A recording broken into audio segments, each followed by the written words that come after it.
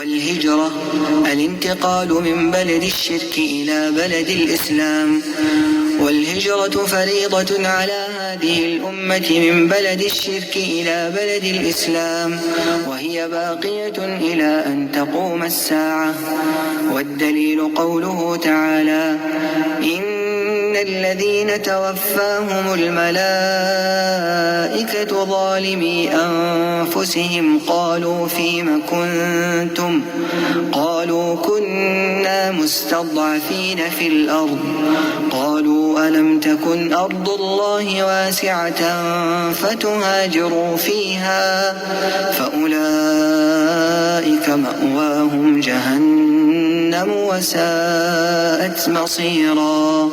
إلا المستضعفين من الرجال والنساء والولدان لا يستطيعون حيلة ولا يهتدون سبيلا، فأولئك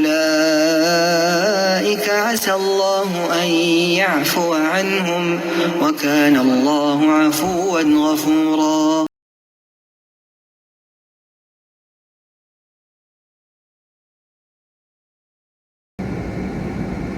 Assalamu alaikum wa rahmatullahi wa barakatuh. Welcome to another video. Ramadan Mubarak. For all of those who are watching, alhamdulillah, we have entered the blessed month of Ramadan, and may Allah accept all of your fasts and allow you to come out of this month better than you went in. That being said, today's video will be about racism in the Gulf, or what is perceived to be racism anyways. So I've had this conversation actually over the years about racism, or what was perceived to be racism in these countries, namely like Saudi, Kuwait, the Khalij, the Gulf countries. And what I've noticed is, of course, every culture has their racism, and there is even, I would say, prejudice amongst the Arab, regarding their cultures and where they come from. For example, Egyptians are known for certain behaviors in the Muslim world. Moroccans are known for certain behaviors in the Muslim world. So, of course, they get stereotyped because people from these countries are known for certain behaviors. So I don't think that that's racism. I believe it's prejudice, and for reasons of, behaviors that they see. Even myself, I've developed certain ideas and prejudices against certain individuals, certain people from different countries, due to what I've experienced from them dealing with them. And I think that's just natural for human beings. So I would say, let's talk about the issue of, the most famous, the so-called slavery in the Middle East, the continuation of slavery, as they call it, with the maids and the Southeast Asian workers or laborers and things like that. So what I've noticed is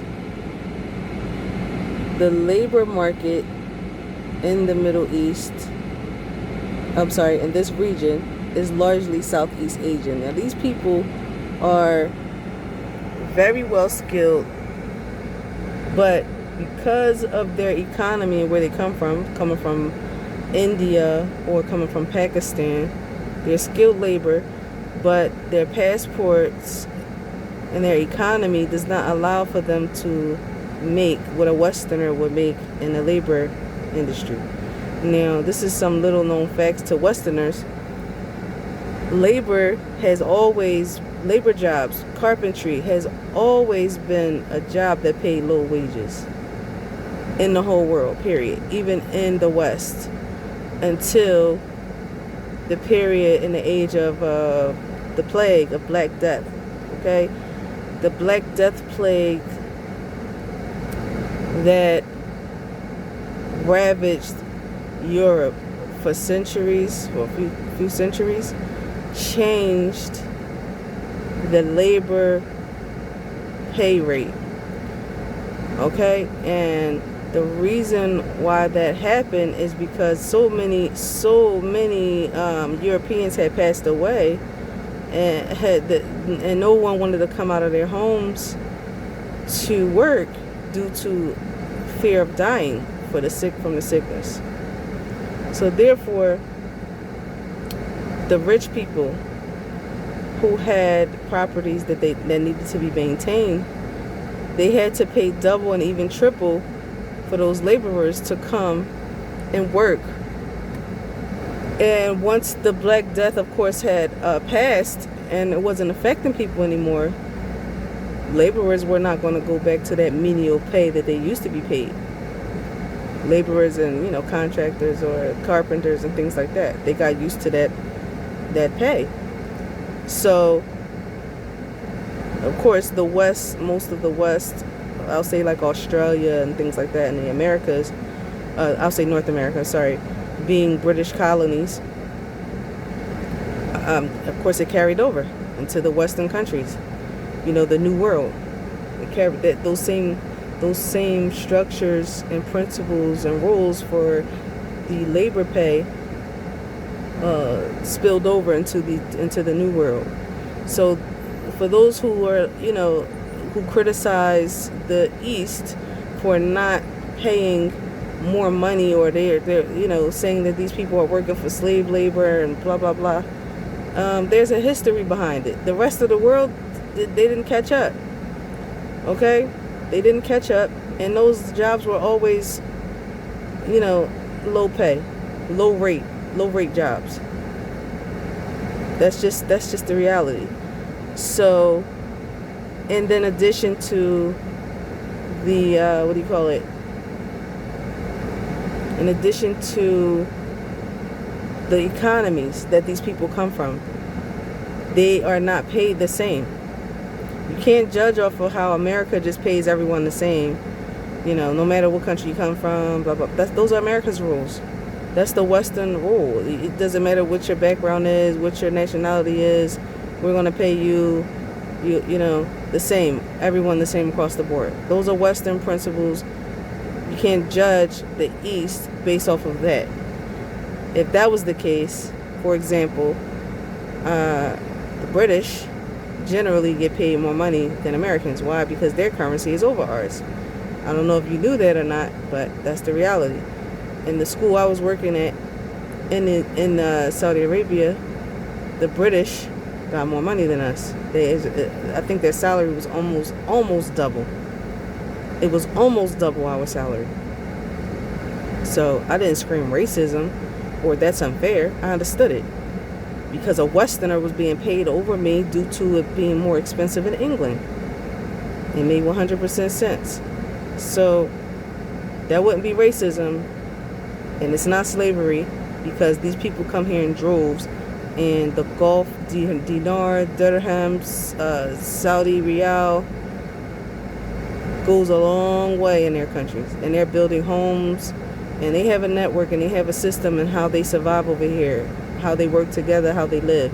It's not the standard of a Westerner. So you can't judge what these people do, how they're being paid, and then call this racism, because we're not accustomed to working together how they work together. We're not accustomed to living how they live. We're not accustomed to sacrificing the way that they sacrifice.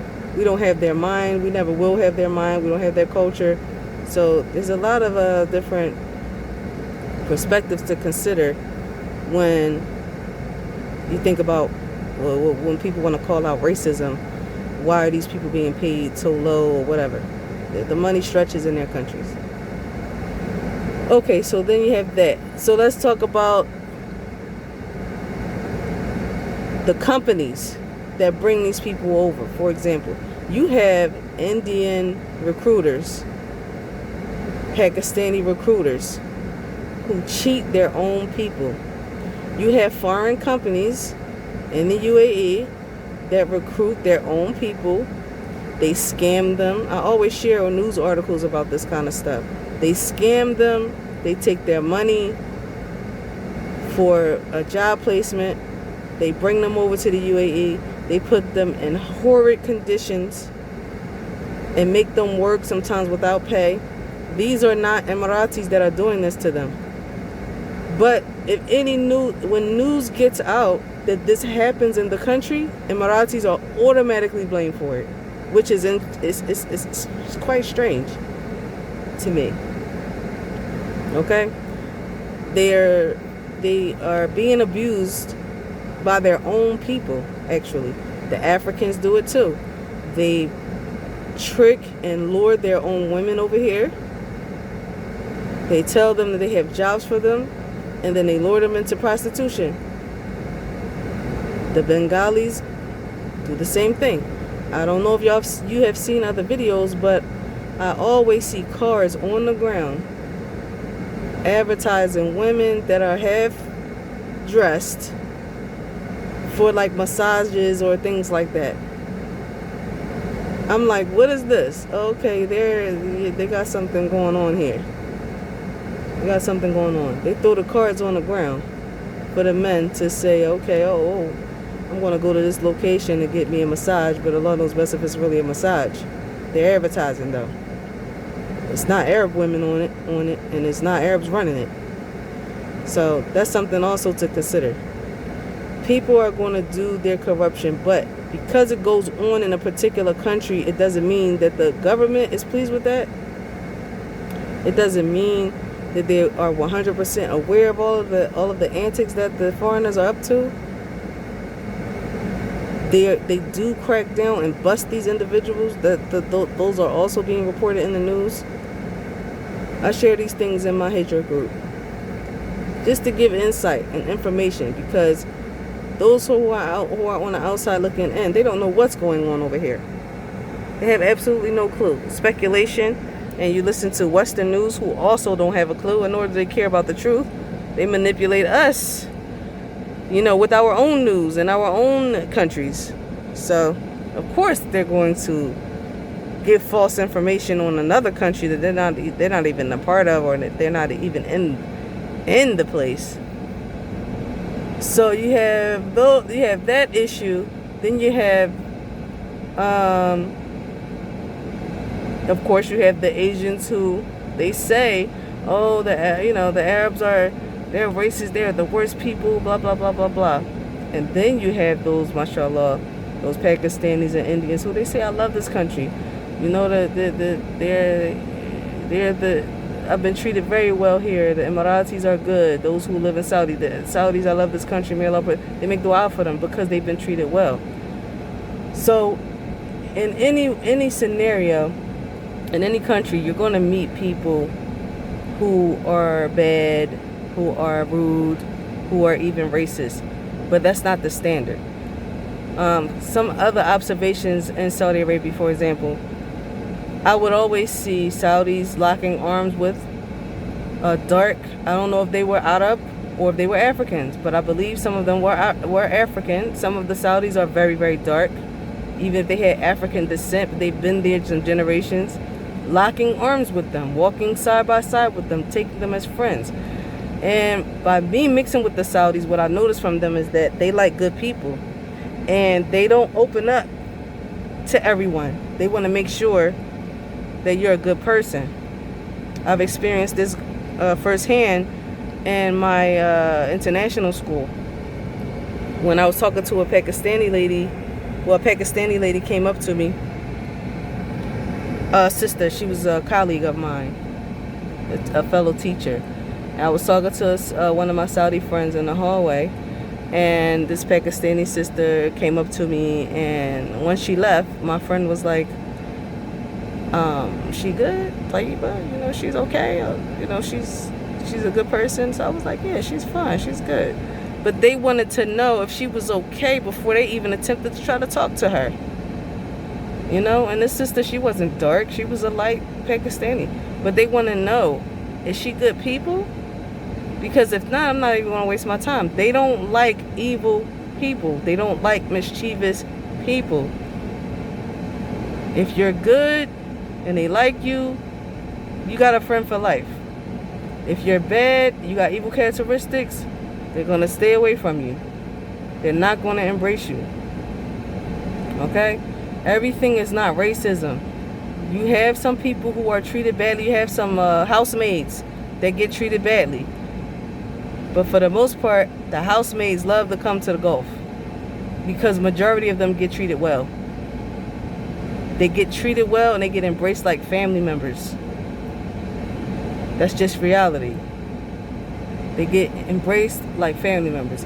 Do some get mistreated? Of course. You have evil people in the world. You have crazy employers who take out their anger and frustration on the house help. But we have the same thing in America. I mean, we have atrocious things happening there. So you can't paint a whole society with one big old brush or make blanketed statements about them based off of isolated stories, that the West propagates. Or you have those news outlets who love to seek out the filth, isolated stories in the society, and then make it a standard for the whole society. Also, you have individuals who are black, I'll say from African American or black Americans. Well, they travel, they don't understand how things go in the Middle East. So they'll come and visit. They come visit Saudi, they make Umrah and things like that. They'll encounter Arab, whether they're doing business or they're inquiring about something they want to buy. And then when they're asked if they're Nigerian or if they're from, mostly Nigerian, they ask them if they're Nigerian or maybe another African country, they'll get offended, be like, oh, they're racist. Oh, no, that's not racism. The reality is that they don't know what an African American is. We don't mix with anyone, for the most part. Black Americans do not mix with anyone. So when they come across a black person who speaks English, most likely they think you're a Nigerian, because Nigerians are plentiful here and they speak English. So they're gonna assume that you're Nigerian. Okay? So it's not racist. It's not racist for them to assume you're Nigerian. Alright? We gotta stop screaming racism over every little thing. There are different categories of identifying people or interactions with people that we have, and they're not always racism. Some things are just confusion, curiosity, assumptions, but it's not based and rooted in racism. But we have preconceived notions and ideas before we come over here. So that's why we think like that. But I'm just here to clear that up. Yes, there are abusive house employers. There are maids that get abused. There are workers that get their pays docked, and their passports taken, and all sorts of things that happen. You can't help that. But that's not the standard for the country. If that was the case, it would be a crisis, and no one would come here. Okay? No one would come here. They would be too afraid. News would get back home. Don't go to those places. They're going to abuse you. This is what happened. This will happen. That's not the standard. Those are isolated cases. So, I think I touched on most of the things I wanted to clear up for the most part. So just take those things in consideration and think about them. And I hope I had shed some light on some affairs that may have been confusing or misconceptions. And please don't forget to like, share, and subscribe. Thank you for tuning in, and I will see you in the next video. Inshallah. Ma'asalama.